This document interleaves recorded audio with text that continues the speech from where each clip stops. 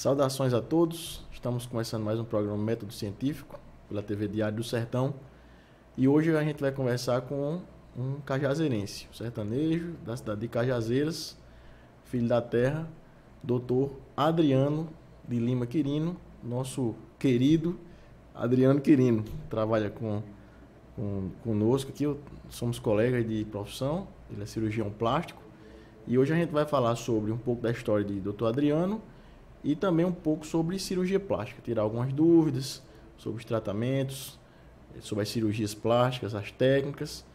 Adriano, queria que você desse seu ok aí para a sua terra, para toda a Paraíba, para o Brasil, mas especialmente para a sua cidade, Cajazeiras. Obrigado, que honra, né, estar aqui, tendo a oportunidade de espalhar nossas opiniões a todo o Alto Sertão, né? Muito bem, isso. E com a sua presença, na verdade, um anestesista, um cirurgião, acho que a gente vai conseguir desenvolver muita coisa boa aqui hoje. Vai sair uma cirurgia boa. Acho que vai sair. Vamos em frente. Adriano, me diga uma coisa. Você já é cirurgião plástico há quantos anos? Há 28 anos. E você é nascido em Cajazeiras? Sim, nasci em Cajazeiras. Estudei lá no colégio diocesano. Naquela época era o colégio de padre, né? Hoje eu acho talvez não seja, mas na época era o colégio de padre. E a gente tinha umas normas para cumprir, né? Era bem bonito. Qual foi a época? Qual foi o ano? Eu estudei em diocesano, eu acho que desde 78, talvez, até 84. 84 eu lembro de ter assistido minha última aula. Muitos contemporâneos seus seguiram o seu caminho, né? Muitos médicos saíram de lá, advogados. Sim. Muita gente boa saiu do diocesano, não é isso? Sim, saíram, é bem diversificado. A gente afasta um pouquinho daquela turma de colégio, porque o mundo encaminha a gente por locais diferentes, né? Isso. Mas teve muita gente que a gente ainda encontra com grandes lembranças, né, daquele momento. Foi um momento Sim, muito rico para a gente, né? Com certeza. E são quantos filhos na sua família? Na minha família foram 6 filhos, eu sou o segundo. Tem algum outro médico? Tem outro médico, que é o penúltimo, né, Afrânio, mora em Recife, anestesista também. Ah, é anestesista? É. Muito bem, olha aí. Tá lá em Recife. Você já botou seu irmão fazer anestesia. Anestesiar para você. Acho que foi isso que pensou, talvez, não sei, né? Talvez na escola. Os outros irmãos estão por aqui? Os outros irmãos mais velhos ficou por lá. É sertanejo típico, né? Gosta do sítio, tem a terrinha dele lá para cuidar. Boa. A próxima irmã depois de mim é Morgana, que trabalha comigo, ela foi minha gerente do consultório. Ela fez a parte de economia, direito, engenharia de produção e acabou ficando como minha gerente. Organizando minha vida. Sua vida. E ela é oficial de justiça, né? E também trabalha comigo, que é quem sustenta, quem gerencia todo atendimento mesmo no consultório. Entendi. Muito bem. Me diga uma coisa, aí saiu do diocesano, veio estudar em João Pessoa. Sim. Como é que foi a transição para cá? Foi a primeira surpresa, a primeira grande conquista na vida, talvez, né?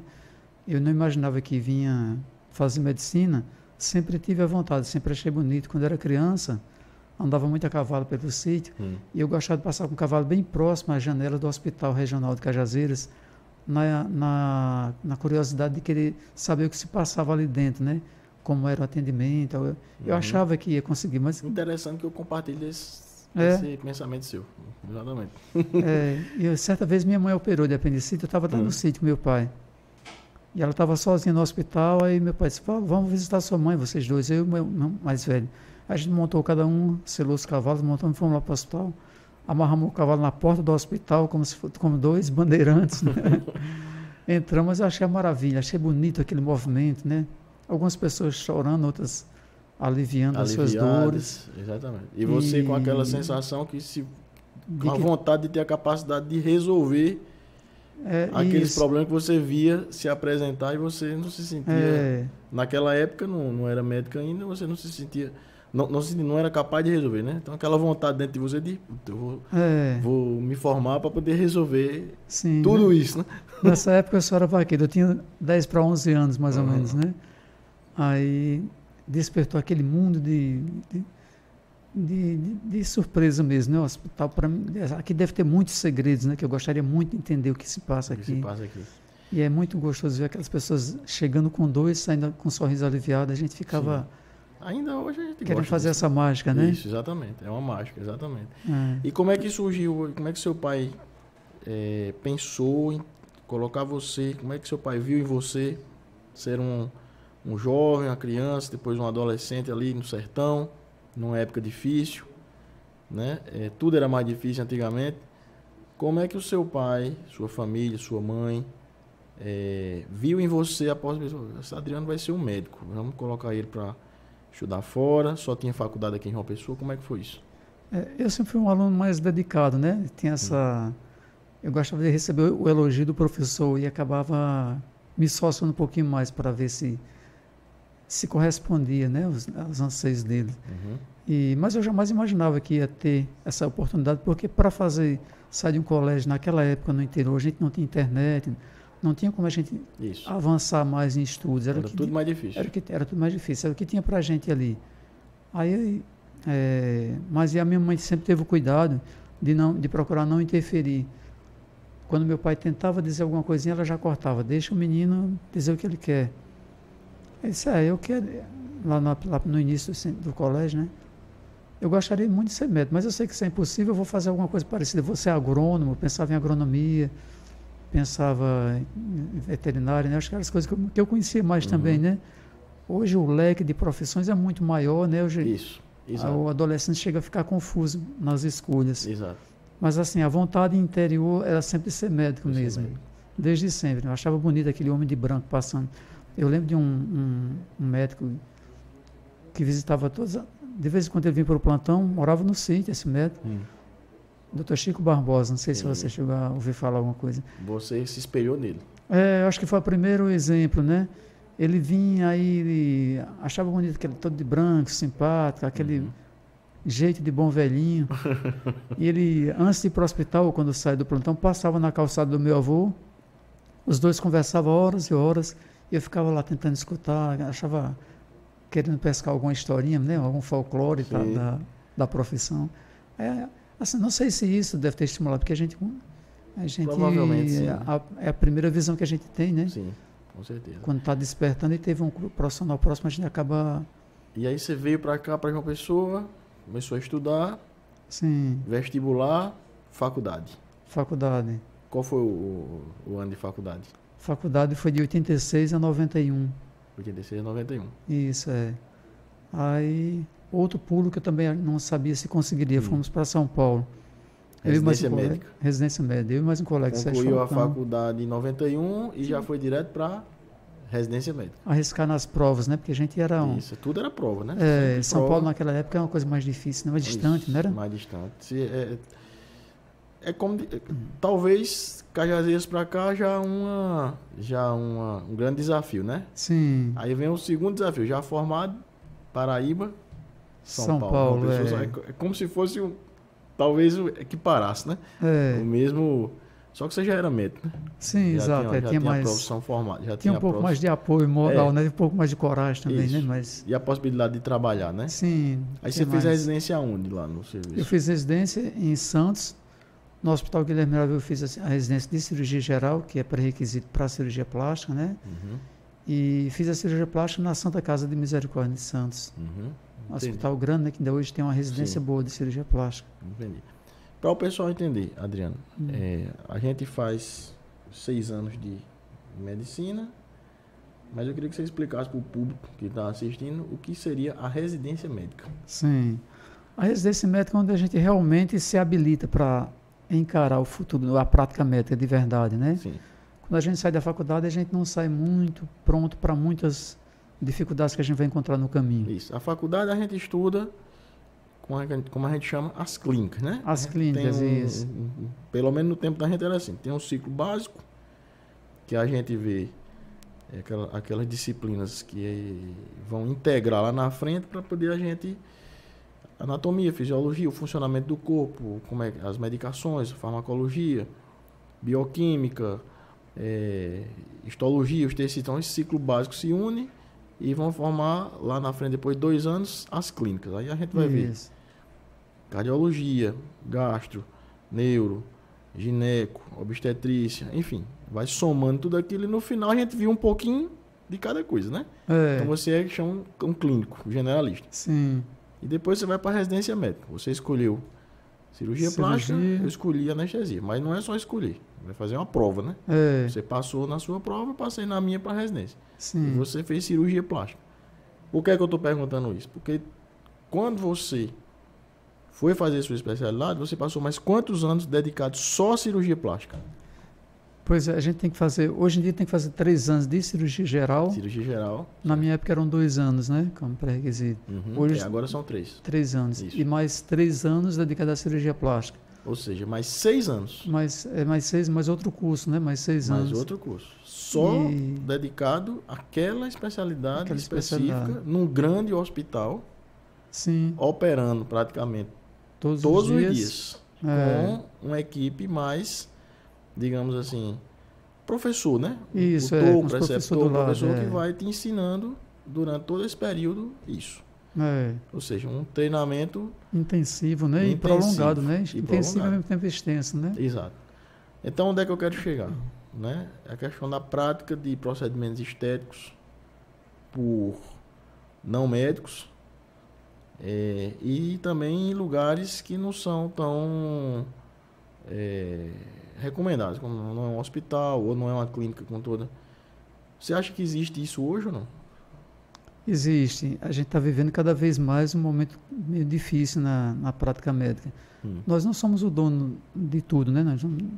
As pessoas têm liberdade de fazer seus treinamentos, estudar, mas a gente quer que tenha mais respeito com a população. Eu acho que tem que ter um treinamento mais sério. Assim, a verdade não pertence a um só, né? Ninguém conhece.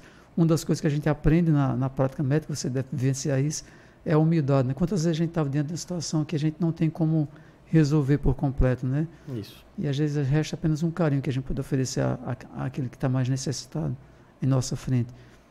Mas a gente tem um treinamento mais longo, né?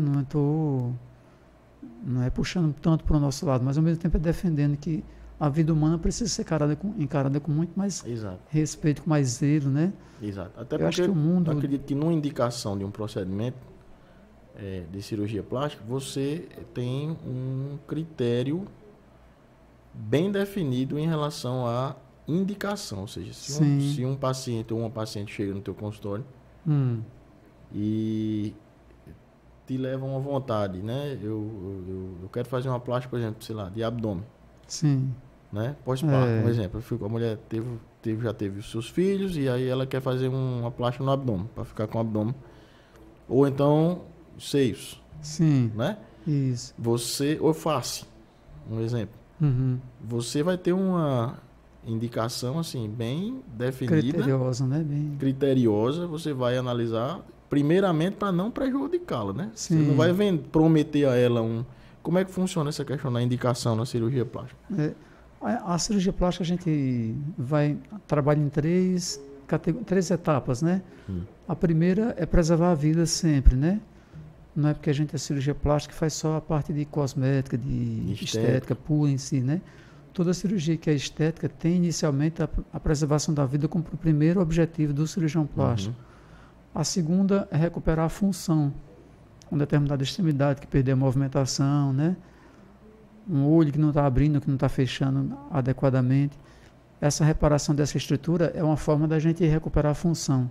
Então, recuperar a vida, recuperar a função, e depois vem a melhoria da forma, que é a plástica, que o pessoal conhece a terceira etapa. Na verdade, a gente usa esses três embasamentos, esses pilares. Ou seja, muita gente só conhece a parte, ou pensa que só existe a parte cosmética da cirurgia plástica, né? Mas essencialmente, como praticamente todas as especialidades médicas, ela surge com o objetivo de restituir a função, ou seja, a plástica reparativa, não é isso? Reparadora ou a plástica, eu chamo de reparadora, né? Você chama reconstrutiva, né? Mas reparadora está certo também. Mas reparadora também dá certo, né?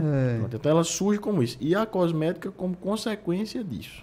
Né? Isso depois de recuperar a função, depois de recuperar a utilidade do membro afetado, pode ser num acidente, pode ser numa queimadura, aí você vai tentar ver a questão cosmética, não é isso? Isso, é impossível trabalhar só com um foco, né? A gente tem que estar sempre focado na reparação da função e na melhoria estética do paciente. Toda vez que a gente opera, vamos supor, uma pálpebra, né? A gente tem que ter o cuidado de deixar uma função, uma movimentação adequada, um posicionamento que seja bom para o fechamento, para ter um sono tranquilo, né? Um lacrimejamento no direcionamento correto. Então, tudo tem que ser cuidado nessa cirurgia. Tem que colocar esses princípios, né? Na cirurgia da própria. Mas, ao mesmo tempo, eu quero deixar um olho mais elegante, né? Um olhar com uma angulação mais bonita, mais definida, entendida pela maioria das pessoas como o belo, né? O belo é aquele que todo mundo concorda que é agradável ao olhar, né? Sim. Não tem um conceito matemático, mas tem meio subjetivo. A gente tem algumas linhas que chegam nesse conceito subjetivo, né?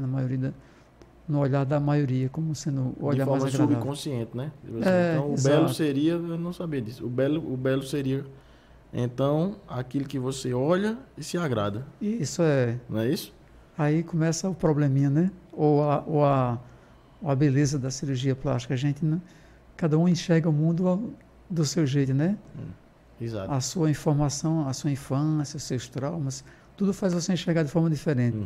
E por isso que a gente não pode trazer uma cirurgia que é linda para um paciente, pode não ser para o outro. Entendi. A gente tem que ser um tratamento sempre pessoal, né? Direcionado para cada estrutura, para cada mundo. Tem que ser um pouco de psicólogo também, né? Sim. Para poder entender, captar do paciente ou da paciente o que realmente ela está querendo ali. Está querendo, né? O que é que a gente acha que para ela é felicidade, né?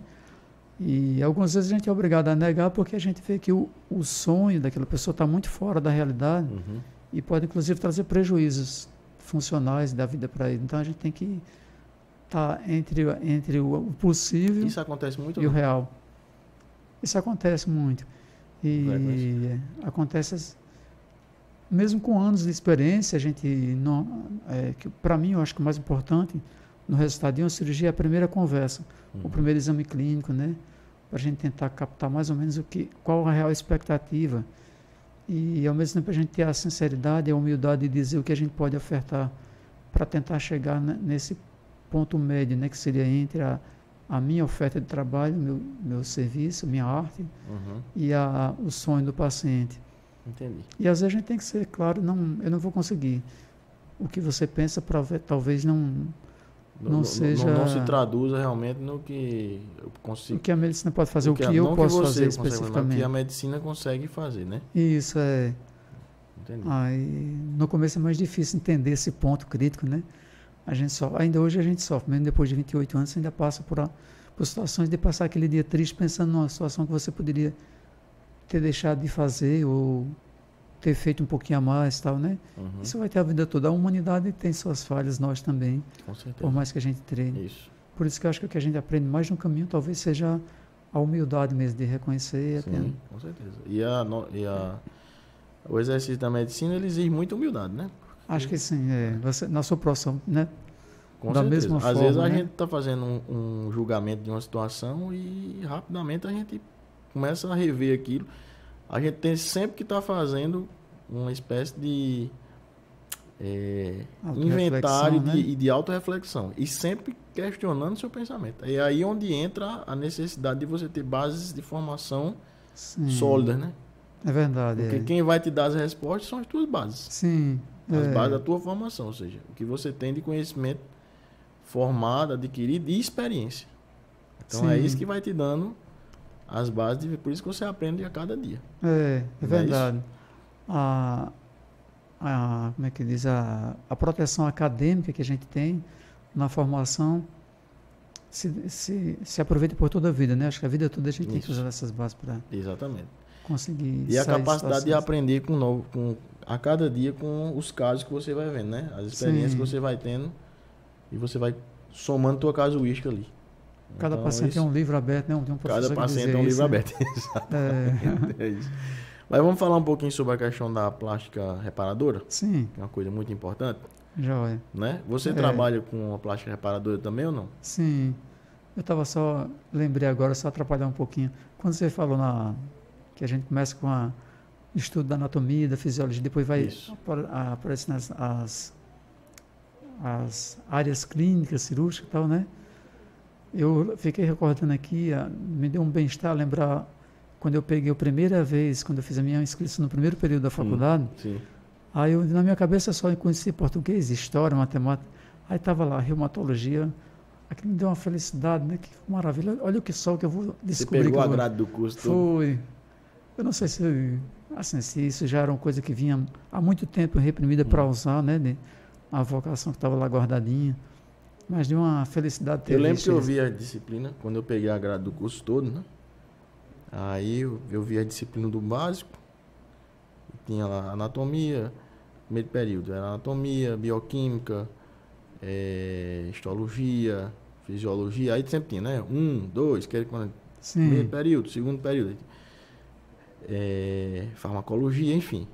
Aí tinha o segundo período e lá na frente tinha já as clínicas, né? Aí tinha sim. cardio, neuro, cirurgia abdominal, né? No caso, base da técnica cirúrgica e anestesiologia.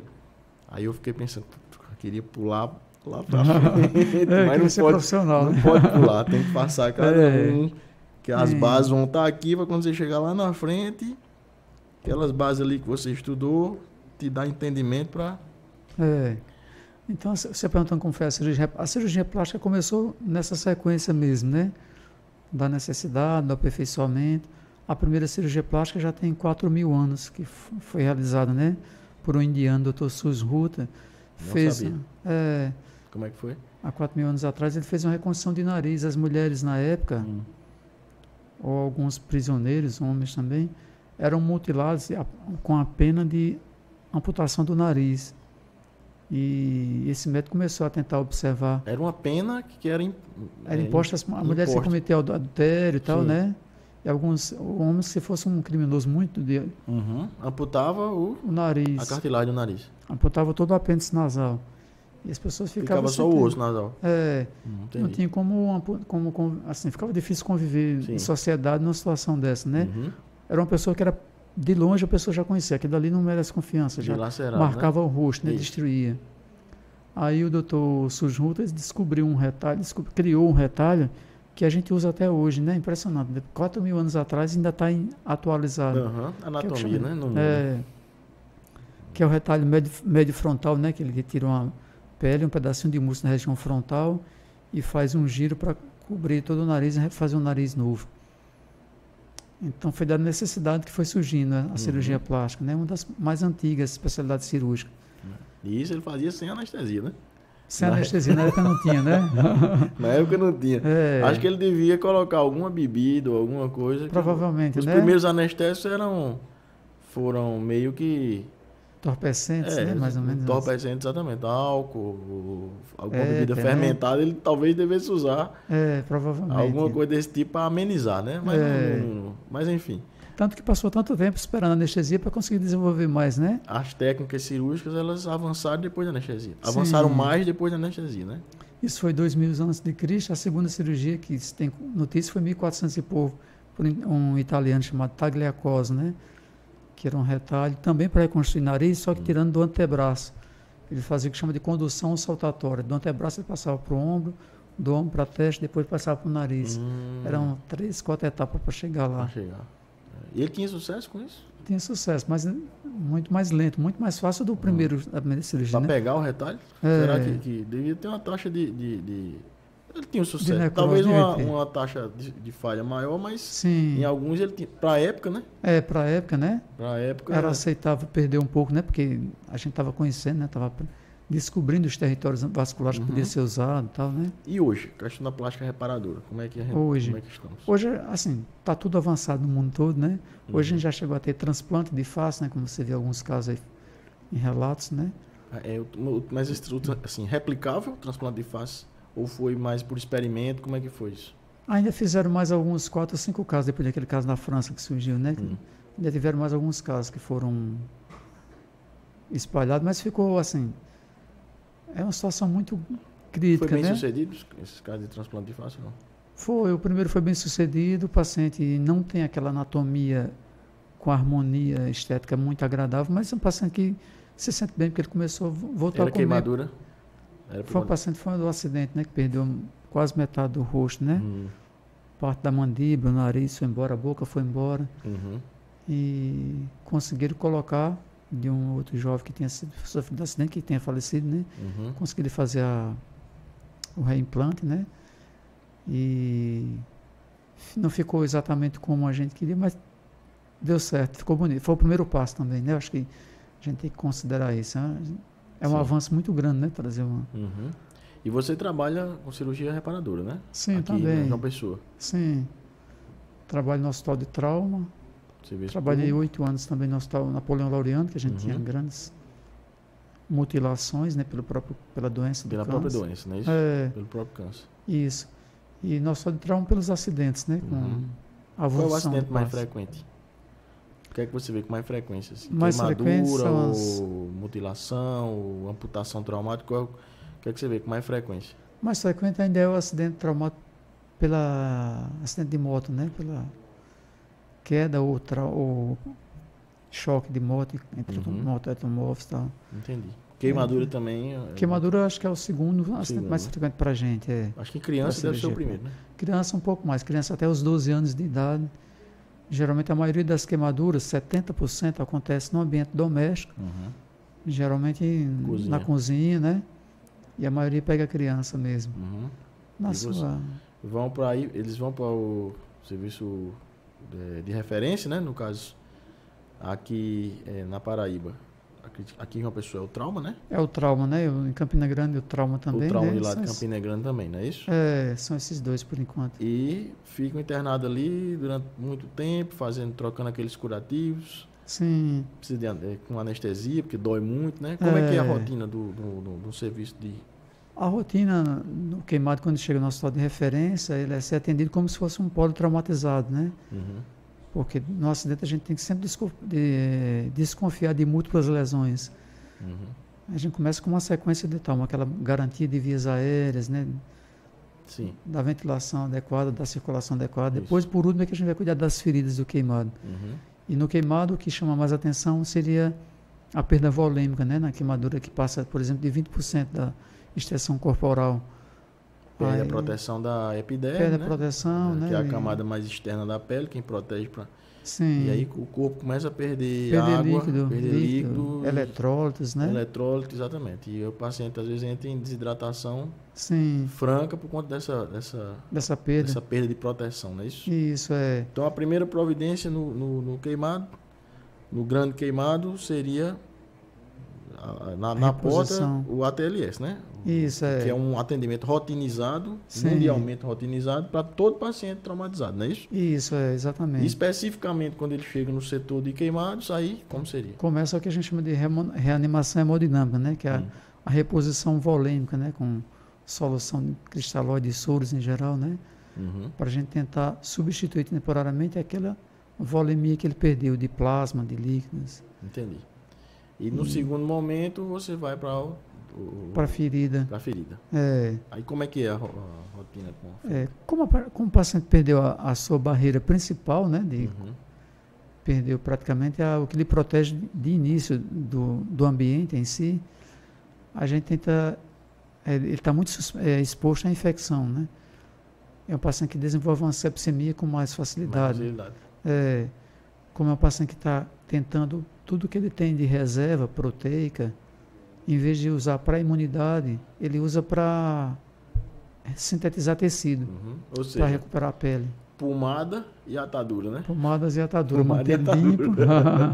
É isso mesmo ou não? Exato. Hoje tem uma série enorme de curativos ativos que a gente pode colocar na pele, né? Para ser menos doloroso, diminuir a dor e ao mesmo tempo dar uma proteção mais eficaz, né? Enquanto o organismo se recupera. E todo dia tem que trocar, né? A maioria das vezes todo dia tem que trocar. Principalmente na primeira semana, porque a perda de líquido está muito grande. O paciente tem uma reação inflamatória com o aumento da transsudação, né? Da saída do líquido para a pele. Os curativos costumam ficar muito encharcados, né? E geralmente são curativos sob anestesia, né? Porque dói bem para trocar, né? Tira, lava... antigamente, nos hospitais que não tinha o centro de tratamento de queimados, eram feitos com mercúrio, cromo. Eu alcancei na época de estudante, no pronto-socorro municipal de João Pessoa, o pessoal chamado Fusan, colocava aquelas embrocamentos com mercúrio, né? Não se usa mais isso. O paciente ficava todo vermelho, às vezes Doía até... muito, hein? Devia doer muito, E morria muito porque a gente não tinha como fazer uma limpeza cirúrgica todos os dias, né? Tinha muito mais infecção. Hoje a gente consegue ter um anestesista à disposição, né?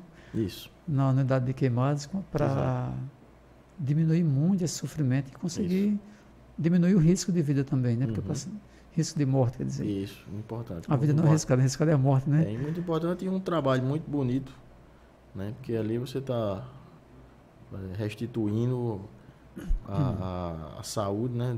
De um trauma tão agressivo, cruel, né? Tão agressivo cruel. como é a queimadura. E aquilo ali é uma missão, né? Sim, E é muito bom saber que existe aqui no nosso estado hospitais de referência que fazem um trabalho tão bem feito, não é isso? Sim, multidisciplinar, né? Isso. É realmente preparado para... Você está lá há quanto tempo já? Eu estou lá desde a abertura do hospital, foi em 2001. Tem 23 anos, né? A gente fez agora. 23 anos, né? Inclusive dia 5 de agosto é o dia do aniversário do hospital. Nós passamos há pouco tempo, né? Coincido com o feriado de João Pessoa, né? João Nossa Pessoa, Senhora das Conquista Neves. da Paraíba, exatamente. E eu tive o privilégio de fazer o primeiro plantão no Hospital de Trauma. Foi eu mesmo? e mais alguns colegas, né? Muito fundador. Fundador, é mesmo. 19h30 chegou o primeiro queimado para a gente atender. A gente passou o Foi dia... mesmo? Como a história referência, um movimento pequeno, quando foi 19h30 chegou o primeiro queimadinho para a gente inaugurar definitivamente o Hospital de Trauma. Hospital, muito bem. É isso. Muito bom. E a questão da plástica estética? Sim. Adriano, vamos falar um pouquinho agora sobre a questão da plástica muito estética. Importante também. Para quem está nos assistindo e pensa em fazer uma cirurgia plástica, vai procurar Adriano, vai procurar o doutor Adriano, Obrigado. aqui, o consultório dele, depois o que é que você vai falar. Sim. Vai colocar. A gente vai colocar também como chegar até você.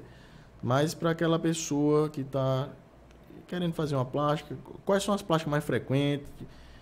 Qual é assim a maior procura no seu consultório?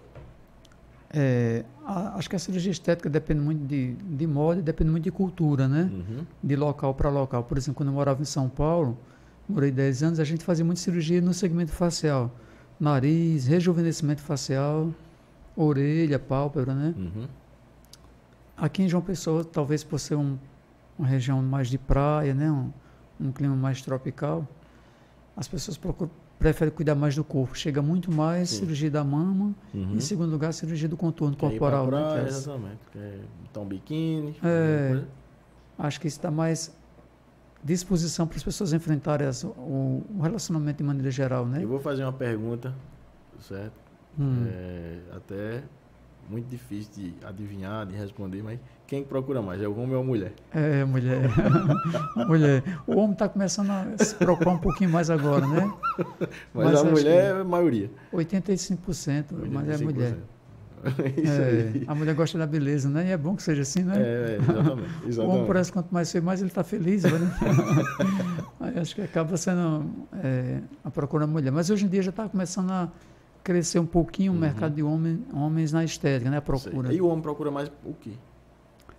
A mulher, você falou, aqui na a mulher é mais contorno, é mais o corpo. O corpo. Né? Cirurgia da mão, principalmente, Mama, né? abdômen, não é isso? Abdômen. E o homem? O homem procura mais fácil. Nariz, né? Gosta muito para nariz, pálpebra. E rejuvenescimento. Os executivos, né? Trabalham com empresas, eles preferem passar uma imagem facial que corresponda mais àquilo que a cabeça dele está vivendo naquele momento, né? Interessante. As pessoas estão trabalhando mais tempo, estão mais ativas, e isso não corresponde ao olhar de uma pessoa mais cansada, mais desanimada. Ele quer mostrar que ele tem um entusiasmo, que na verdade corresponde mais ao seu interior naquele momento, né? Entendi. E acaba procurando. Qual é o ambiente mais adequado para você fazer uma cirurgia plástica? Um hospital, uma clínica, um hospital menor? Outra coisa, qual o tempo de internamento, por exemplo, Sim. para os procedimentos? Uma cirurgia de mama, por exemplo, quanto tempo a paciente fica internada? Cirurgia de face, quanto tempo a paciente fica internada? Já é ambulatorial, você consegue ir embora no mesmo dia? Como é que é essa rotina? Teve uma fase, teve uma febre de querer fazer a cirurgia mais day clinic, né? O paciente entrava de manhã e saía à tardinha. Uhum. Eu fiz algumas, depois a gente acabou abandonando. O paciente no primeiro dia ainda tem dor, o paciente pode ter um enjoo, pode vomitar em casa, pode ter uma tontura. Então, assim, a grande maioria ainda passa 24 horas no hospital. Eu acho mais prudente mesmo. A não ser uma cirurgia realmente de um porte bem menor, uma cirurgia de pálpebra, né? Vai embora no mesmo dia. Nariz, se for um nariz mais simples, se a cirurgia for realizada bem cedo, ele já está totalmente recuperado à tarde. Uma cirurgia que andou mais rápido, não perdeu quase sangue, né? Então, algumas dá para ir para casa, mas vai para casa no final do dia. As pequenas cirurgias também podem ser feitas quando estejam em local liberadas não ambulatorial, né? Day clinic, né? Day né? clinic, passa o dia no hospital e vai para casa no final do dia, né? Depois de recuperado. Mas as mais comuns, que é mama e abdômen, geralmente é uma cirurgia que vai passar 24 horas internado. Qual é a maior cirurgia plástica? A maior cirurgia plástica? O maior porte, qual é? É tão difícil responder isso, né? Outro dia a gente pegou uma paciente que teve um tumor de pulmão com um comprometimento de costela, de externa, que a gente teve que passar 9 horas operando, né? O cirurgião torácico entrou para tirar o tumor e a gente foi fazer a reparação, uma reconstrução praticamente da parede torácica. Demorou uns 9 horas. Mas das estéticas, qual é a maior? Mas estética a gente O tenta... paciente vai só fazer estética ali. Se a gente for fazer uma reforma completa, como a população às vezes pede, seria mais ou menos 8 horas. Não, acho que não... Seria o quê? Seria uma cirurgia de abdômen e mama com pequena lipoaspiração, né? Apesar que isso não é o recomendável, né? O recomendável para uma boa recuperação, não ter tanto sofrimento no vaso respiratório e ter uma cirurgia mais segura, seria uma cirurgia que não passasse de 6 horas. Por até uns... acho que 6, 8 anos atrás, a recomendação da sociedade era que a gente, se conseguisse operar em 3 horas. O que passou dali é uma cirurgia que vai ser deixada para outro tempo, né? Entendi. Mas ficava muito difícil. Você pegar uma face com mais detalhes, é difícil você terminar antes de 4 horas, né? A não ser que você faça só aquele todos os dias, você vai fazer em 2 horas e meia, em 3. Mas, em geral, você gasta um pouquinho mais. Então, não tem como você começar e deixar no meio do caminho. Não, exatamente. Mas aí depois mudou o conceito. Vamos deixar para 6 e a gente evitaria cirurgias múltiplas. Por exemplo, fazer cirurgia de mama e abdômen. Fazer tudo de uma vez em 6 horas. A gente só faz se a gente achar que aquele paciente tem uma estrutura que possa andar rápido, que a gente possa terminar em 5, no máximo 6 horas. Um paciente magrinho, né, que a gente não tem lipo nenhuma, lipoaspiração associada, aí a gente consegue. Mas aí depende, em cada caso tem que ser avaliado detalhadamente e a recomendação é que a gente não passe desse tempo estimado de 6 horas. Entendi. Em relação à questão do câncer de mama, Adriano, né? A gente tem ali a plástica reconstrutiva, né? Sim. Com reconstrução imediata. Você faz a mastectomia, tira a mama, tira a doença e retira a mama. Isso. E aí, imediatamente, se faz o cirurgião plástico entra, quando o pessoal da mastologia sai e faz a reconstrução da mama imediata. Como é que funciona isso aí? O pessoal, o nosso público aí. Antigamente, que eu digo há 20 e poucos anos atrás, quando eu caí na vida prática, a gente quase ninguém permitia que a gente fizesse a reconstrução da mama no mesmo tempo da retirada da mama, da mastectomia, né? Como era um câncer, uma doença ainda que tinha pouco protocolo de tratamento, pouco controle, né? Hoje tem muito mais controle, né? Se a gente conseguir diagnosticar precocemente, a gente tem um índice de cura muito bom. Isso. E isso favorece a gente ter um benefício a mais para o paciente, a gente ter mais oportunidade de fazer a reconstrução no mesmo tempo. Antigamente se pensava que a chance daquele tumor voltar e a reconstrução de mama esconder, né, camuflar uma possível recidiva do câncer, fazia com que as pessoas adiassem essa reconstrução para 2, 3 anos depois da mastectomia. O que a gente sabe hoje é que isso não muda muito com os aparelhos diagnósticos, ultrassons modernos, transdutores móveis, a gente consegue ter uma acurácia mais fácil no diagnóstico. A cirurgia plástica já não é nenhum empecilho para que haja um diagnóstico de um possível recidiva do câncer, né? E, por outro lado, a mulher também tem uma melhora muito significativa na resposta ao tratamento quando é feita a reconstrução durante a retirada da mama, por questões humorais, né? Se a paciente não se vê muito mutilada, aquilo reflete diretamente na imunidade da paciente. E a imunidade é muito ligada ao desenvolvimento da lesão, ao segmento do tumor Sim. depois.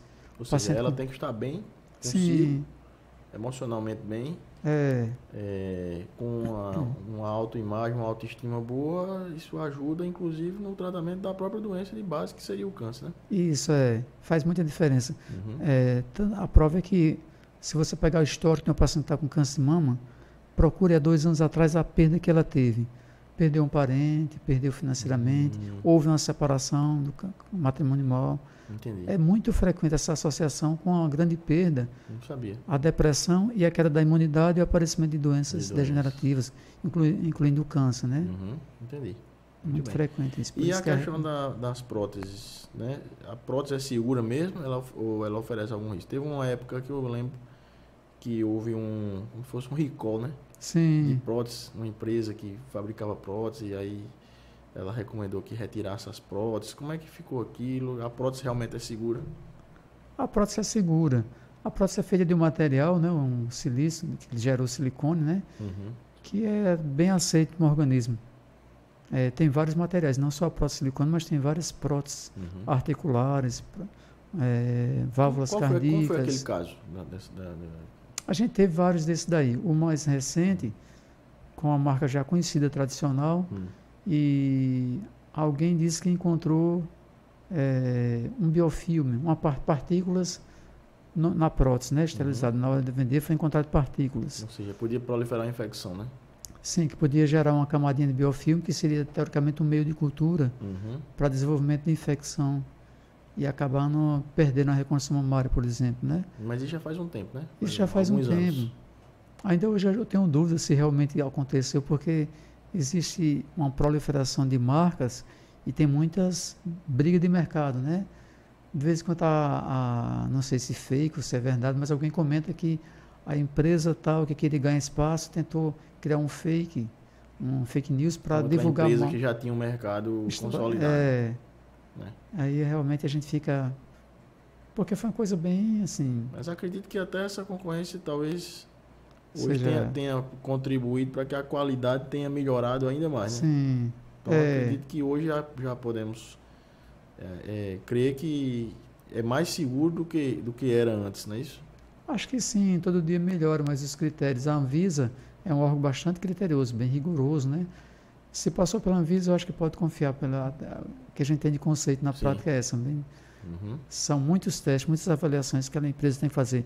Eu tive recentemente visitando uma empresa de prótese nacional lá no Rio, agora em agosto do ano passado, e tive a oportunidade de ver o quão eles se preocupam com a segurança do paciente, né? Com o bem-estar, com a segurança. A empresa bem consolidada.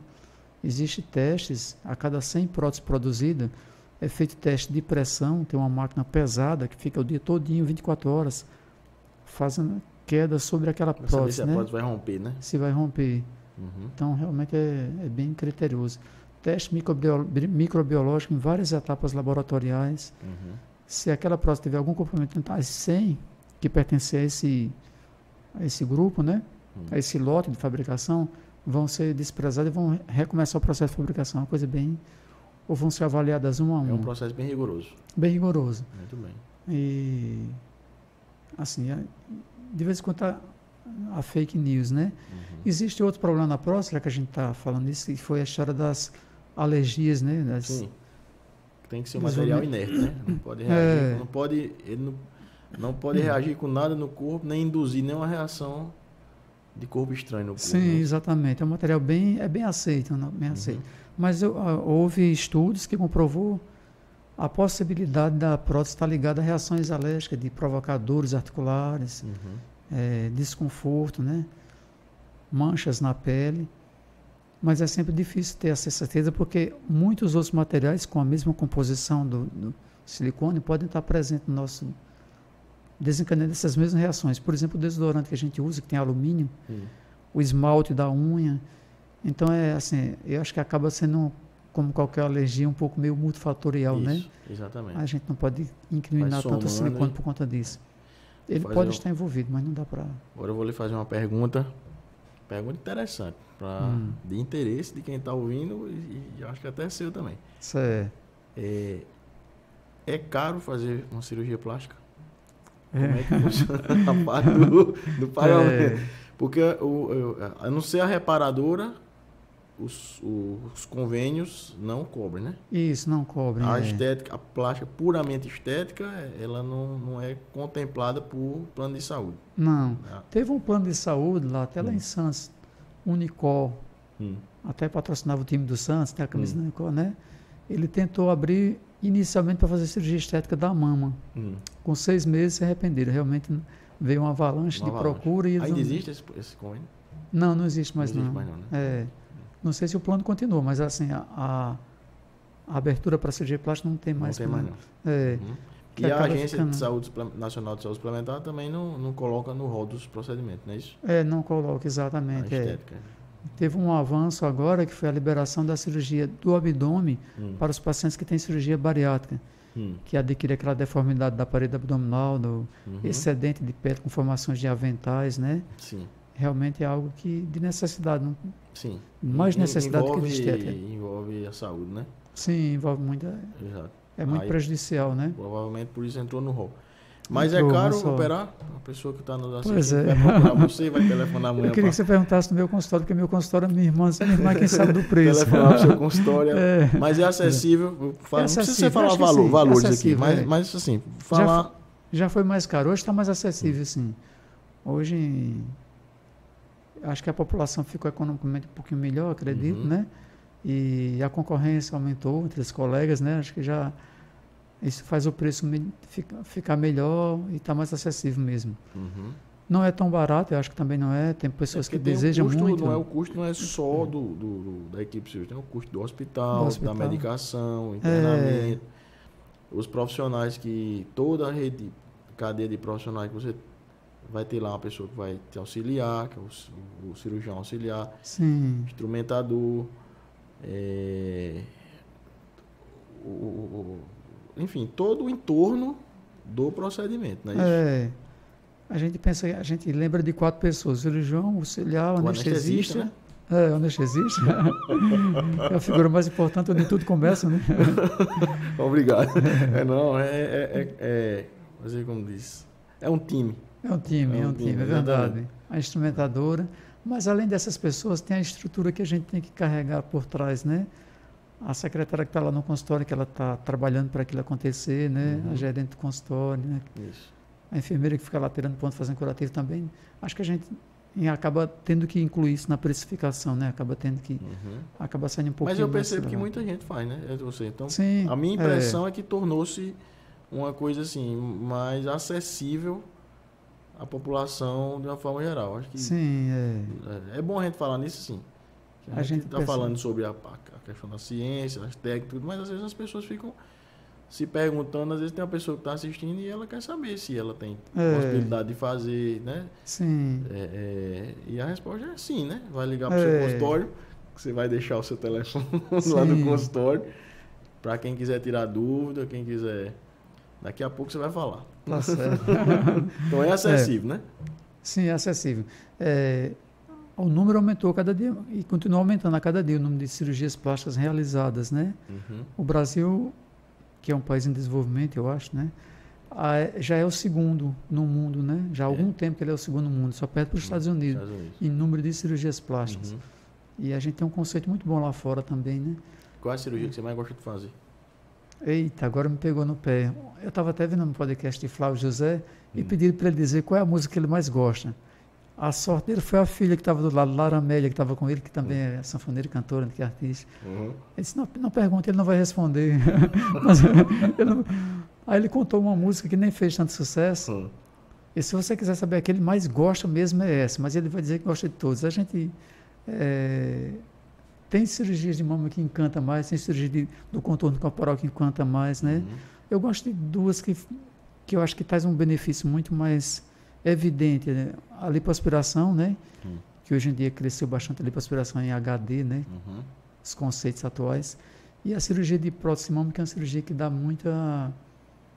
faz muita diferença no contorno corporal. Dá muita alegria, né? Para quem faz, para quem recebe. O resultado fica muito bom, né? O resultado fica muito bom. Mas assim, eu gosto de tudo mesmo, um pouquinho de tudo. Talvez uma quedinha a mais por essas, mas eu gosto muito. Uhum. Adriano, queria agradecer a você. Tem mais alguma coisa que você queira falar? Alguma coisa que eu estou buscando aqui na minha mente? Se eu esqueci de perguntar algum tema importante, se estiver esquecendo alguma coisa, tem mais alguma coisa que você queira colocar ou não? Eu acho que foi muito importante. A gente fez uma varredura, a gente se dedicou talvez um pouquinho mais à reparadora e tal, né?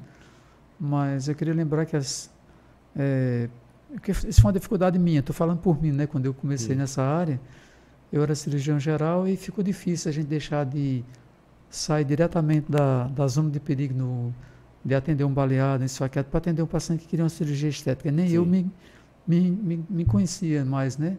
Como é que eu passo por isso? Aquele menino que sonhou entrar um dia no hospital, de repente vai fazer uma cirurgia estética.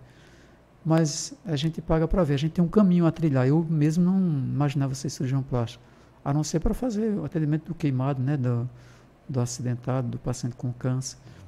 Mas às vezes a cirurgia estética cura grandes dores na alma, né? Na alma, exatamente. Aquela que a gente não vê, que é mais difícil de mostrar, de expressar, né? Você que fez o bem a muita gente já, com certeza. E às vezes a gente vê, tem pessoas que passam a vida sonhando, reprimido, muda o comportamento. Quando você faz a cirurgia plástica, a pessoa se liberta. Se liberta. Exatamente. Fica extrovertido, muda o som da voz, às vezes, né? O jeito de falar. Isso. Então, acho que esse é um benefício muito grande, embora a medicina não tenha esse conhecimento na medicina básica, né? Quem tem esse conhecimento é o psiquiatra, o psicólogo, sabe o quanto é importante. E aí eu fui obrigado a reconhecer que eu estava errado e fui enxergar melhor as pessoas, procurar entender melhor. E que me fez despertar isso foi um paciente que tinha 54 anos, eu estava no curso, na residência ainda, né? E chegou um paciente querendo fazer uma cirurgia de nariz.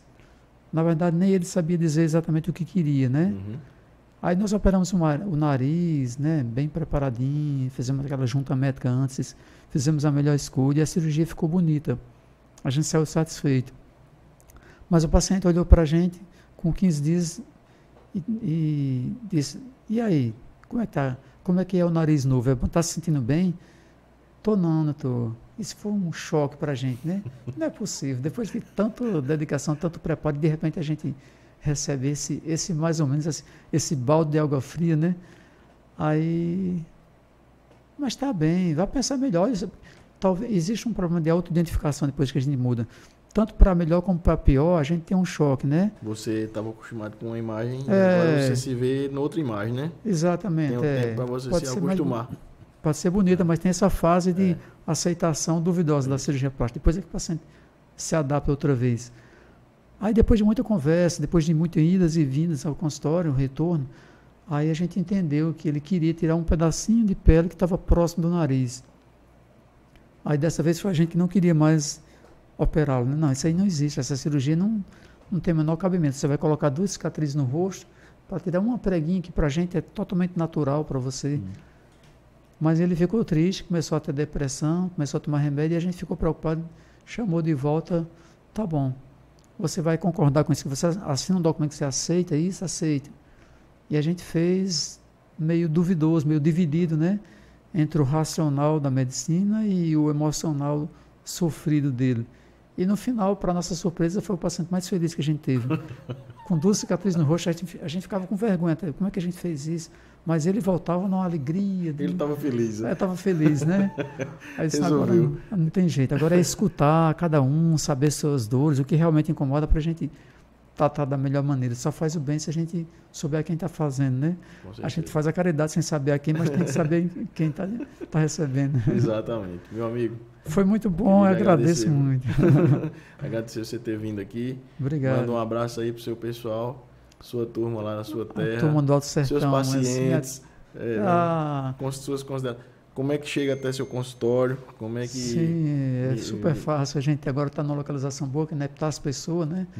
No 2930, no edifício Atlantis Office. A gente está lá. Todos os dias estamos lá para receber. Doutor Adriano Quirino. Isso, Muito bem. E eu queria agradecer, você falou dos pacientes, agradecer a toda a turma do Sertão, de onde eu vim, as raízes, né? Nós. Tanto que a gente gosta de escutar aquele forrozinho, porque a gente foi criado ali, né? Era o que a gente ouvia. Né? Era As coisas do sertão, quando a gente escuta e vê, a gente já se liga, já se lembra, né? Das origens, exatamente. A minha eterna gratidão, aquele povo animado, encorajoso, que me deu a chance de chegar aqui onde eu estou, né? Muito bem. E muita gratidão aos pacientes que nos ensinam todos os dias. Tudo certo, meu amigo. E a você pela grande oportunidade de estar aqui. Muito obrigado. Obrigado, digo eu.